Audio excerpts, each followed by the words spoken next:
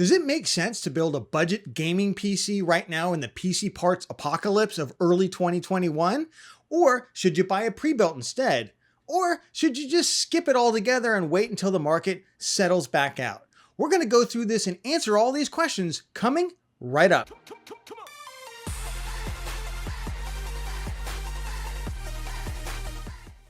Hi, welcome back to PC Builder. I'm Jason. Today we're going to cover whether or not it makes any sense for you to try and build your own budget gaming PC in the PC parts apocalypse, as I'm calling it, or whether you can take that same amount of money and buy something better in the pre-built market, or whether or not you just need to scrap that all together and just wait for things to get better. So if you haven't seen our channel before, we've actually done several videos covering the current state of the PC parts market, including some of the best used graphics cards right now that you can get. I'll put that in the card right there. We've also done a video recently covering what you need to do in order to get a new GPU, including the last generation of cards where you need to use stock checkers for the very first time ever, but I showed you how to do that step by step. And I also showed you how to use Newegg Shuffle to get a RTX 3000 series card or an AMD RX 6800 series card. Of course, that's what this channel is all about. It's about mashing down the technical details to give you the best price to performance in your builds. If that's content you want to support and you want more of, good news, you can do it for absolutely free. Just remember to like the video, subscribe, and click the bell icon. That way you get notified when we go live. All right, with that, let's jump into it. So let's talk about what budget means. We are looking to build two machines. The first one's going to be a 1080p budget entry-level gaming machine capable of playing most games at medium to high details at 60 frames per second. We will then add a different graphics card to the same build so we can play most games at 1440p at the budget level for comparison. But we're starting off with 1080p. And right now the best I can do is about $550 to $570. I've gone with some components that are definitely not on sale, so I probably ended up on a little bit of the higher side than you might be able to right now. But this is a good place to start, especially with the price of everything increasing. Let's take a look at the components and see what we've got. So starting off with the CPU in our lightning round here. Yes, you can get a Ryzen 3100. They're like $180 right now. It doesn't make any sense. They're selling way above the MSRP. We just want a 4-core, 8-thread modern processor like the Intel i3-10100 for $115 over at Newegg right now. And with the included stock cooler, it's absolutely fine. You don't even have to buy a cooler for it. So $115, boom, there you go. We'll play most of our modern titles. We're going to pair that with the B460 Bazooka motherboard by MSI. Really, really good entry-level motherboard. I like MATX motherboards because they will fit both in ATX cases and micro ATX cases, so you'll have kind of your pick of the litter and you can get something cheaper that looks nice.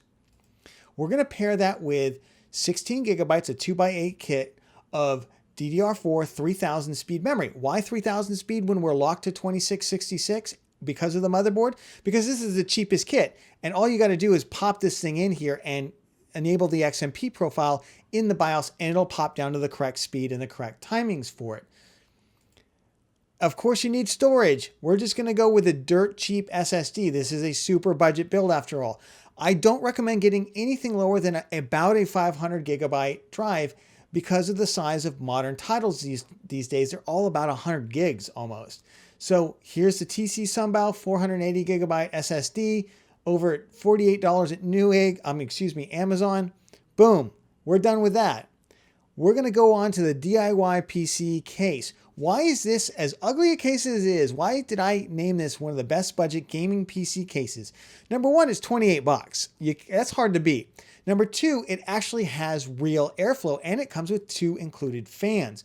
You can see the front fan here actually has mesh in front of it. That's amazing. A lot of these budget cases just put a piece of plastic. You can't suck air through plastic. So this is going to give us the airflow we need for our build.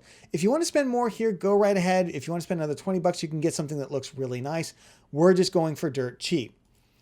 And of course, before we get to the graphics card, which I know you're waiting for, we're going to round this out with an EVGA BR 450 watt bronze rated unit. This is a unit, if you didn't see my piece on how to buy the right power supply, this comes from the C tier on the Linus Tech Tips PSU Cultist list, which means it's good for budget builds. You don't want to get something on the D tier that's going to blow your build up and kill all your components, especially when you're doing a budget build and you can't afford to replace this stuff. So that brings us to the graphics card. We are going to target the RX 470. Now, in times past, I would have said go get out and get a brand new RX 570 for a super budget build. Those are like $285 new, and frankly, they're creeping up towards $200 used as well. So if you want, go out and get one of those, but we're going to go with an RX 470 because the 570 was just a very small refresh of the 470 anyway. The gaming performance is nearly identical, and you can get these cards for anywhere from $140 to $160 right now and save yourself some money. Now, I will warn you, some of these cards on eBay are mining only. They're old mining cards, and they don't have a rear output, a video output. You can see, like for instance, right here, there's no video output.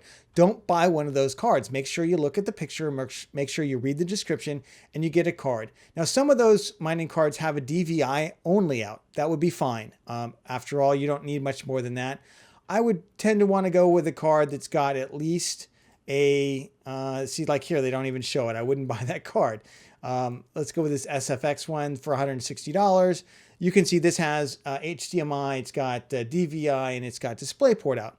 Boom, there you go. It's in good working condition. This is the card that I would target in order to stay under $600. So we put together our PC for a little over $570. Now with a Windows OEM license and some other incidentals, let's just call it $600 even. What can we get in the pre-built market for about the same price? In other words, did it make sense for us to spend all of our time and effort and energy building our own PC, or should we have just bought one off the shelf? Well, over at Best Buy, we get the CyberPower PC Gamer Master. It's a Ryzen 3100, but only 8 gigabytes of memory. It does have a RX 570 graphics card in it. It is brand new. It does only have a 240 gigabyte SSD. It does have a 1 terabyte hard drive, but again, I don't like 240 gigabyte SSDs, period. I think you should at least get 480, 500-ish gigs for $630. Now, it looks a little nicer. The case is a little nicer. It's got RGB fans. If you wanted to, for 30 or 40 bucks, you could upgrade our build and you could make it look like this one here. I really think it made sense to build our machine because even when you get this thing home from Best Buy, you're still going to want to get at least 8 gigs more memory. You're going to open up the machine, see what kind of memory it is, see what the timings are. I would buy an identical stick to it, get it shipped. Now you're spending $650, $660. Doesn't make sense to me. Similarly, the other one we looked at Newegg was the ABS Challenger. Again, if you didn't see my best pre-built video, it's up there in the card. Now look, if you don't want to go through all this hassle and you don't want to buy a used graphics card, then maybe this makes a lot of sense. But same thing, now we're at a GTX 1650 Super. Now this card has more performance than we've got. I'm not going to lie about that. It's probably about 15 or 20% more performance. But you're still in that 60 FPS, maybe be able to turn some of the details up a little bit more. It doesn't really step you up into the next level, at least as far as I'm concerned. And it only has 8 gigs of memory, which is going to slow down the performance of the whole system, including the graphics card, for $700 over at Newegg. So to me, it still does make sense to build your own budget PC, even right now in the apocalypse. Now let's take a look if we want to step up this build to the 1440p budget gaming build. What are we going to do? We're going to switch out the RX 470 graphics card and we're going to put in a GTX 1070. Now I'm not going to go through the specifics on this card. It's capable of 1440p, 60 frames per second. If you turn down the details medium to high, certainly in competitive shooters at competitive settings at 1440p. And you can get them right now on eBay for $330 to $360. Again, I've gone over this in a previous video. Check that out if you want to see all the graphics cards I named. So that raises the build total to $750.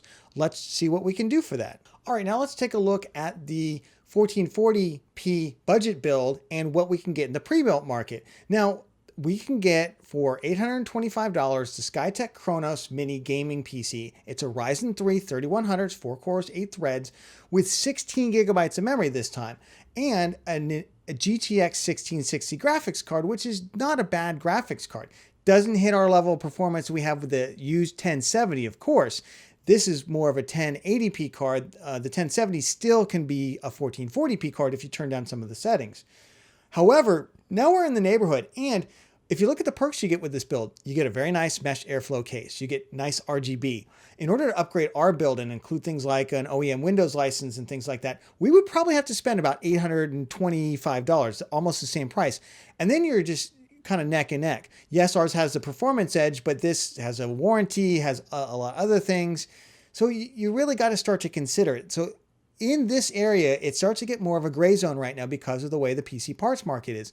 So it's really going to be up to you whether or not you're really going to enjoy building it, whether you feel confident doing so, or if you just want to go ahead and get gaming and buy a pre-built, this would be a really, really good option. So what did we learn overall? Well, we learned at the ultra budget level, it still probably makes a lot of sense for you to build your own PC, and you can do that right now as long as you're willing to either buy a used card like an RX 470 or an RX 570, or use one of the techniques I showed you in my previous videos to use a stock checker to get an older generation card like an RX 570 or a GTX 1660.